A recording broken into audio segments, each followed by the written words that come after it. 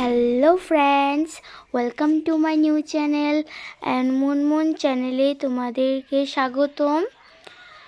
তো বন্ধুরা, আজকে আমরা করছি ফুলকপি আলু দিয়ে টমেটো দিয়ে চচ্চড়ি। তো তার জন্য আমরা কেটে নিয়েছি এদিকে ফুলকপি, টমেটো আর এদিকে আলু। তো বন্ধুরা, এগুলোকে কেটে নেওয়ার পরে আমরা ভালো মতন ধুয়ে একটা বাটিতে নামিয়ে নিব। এখানে আমরা সব ফুলকপি, আলু, ওই ফুলকপি ডাঁটা, আলু আর টমেটোগুলো ছোটো ছোটো করে কেটিয়ে ভালো মতন ধুয়ে নেওয়ার পরে একটা কড়াই বসিয়ে দিব। কড়াইটা যখন হালকা গরম হবে এখানে আমরা দিয়ে দিব পরিমাণ মতন তেল। তো বন্ধুরা, এখানে আমরা দিয়ে দিয়েছি পরিমাণ মতন তেল। তেলটা দিয়ে দেওয়ার পরে যখন তেলটা আমাদের হালকা গরম হবে তখন এখানে আমরা দিয়ে দিব গোটা জিরা এখানে আমরা পরিমাণ মতন দিয়ে দিব। তো বন্ধুরা, গোটা জিরাটা আমরা এখানে দেওয়ার পরে এখানে দিয়ে দিব তেজপাতা আর সাথে দিব 2টা শুকনো লঙ্কা। তো এইসবকে দেওয়ার পর অল্প করে ছোটো একটা পেঁয়াজকে কুচি করে এখানে দিয়ে দিব। তো এখানে দিয়ে দিয়েছি আমি পেঁয়াজ কুচি। স্টিমটা আমরা এখানে কমিয়ে হালকা করে এটাকে ভেজে নিব। তো কয়েক মিনিট পরে যখন এটা আমাদের ভাজা হয়ে যাবে আমরা এখানে কেটে রাখা সবজিগুলোকে ভালো মতন এখানে দিয়ে দিব। তো বন্ধুরা, কেটে রাখা সবজিটাকে দেওয়ার পরে ওটাকে ভালো মতো নাড়িয়ে চাড়িয়ে মিক্স করে নিব। তারপরে বন্ধুরা, এখানে আমরা দিয়ে দিব নুন আর সাথে অ্যাড করে দিব পরিমাণ মতন হলুদ।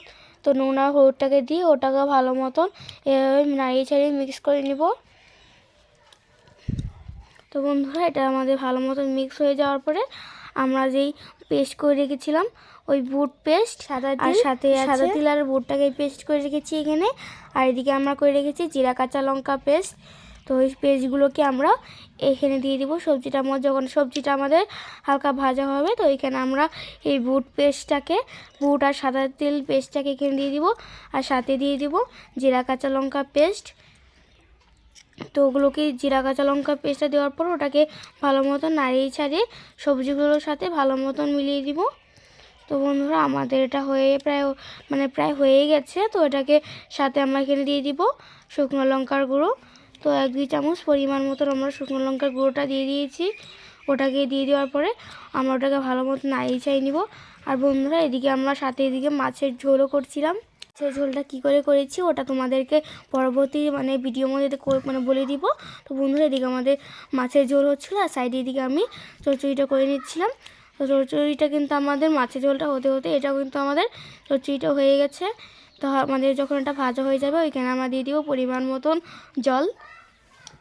তো বন্ধুরা, জলটা দেওয়ার পরে 1 গ্লাস পরিমাণ এখানে আমরা জল দিয়ে দিব। জলটা দেওয়ার পরে আমাদের এটাকে নাড়িয়ে ছেড়ে কয়েক মিনিট স্টিমটা ওখানে বাড়িয়ে দিব। বাড়িয়ে দিয়ে কয়েক মিনিট হওয়ার জন্য রেখে দিব।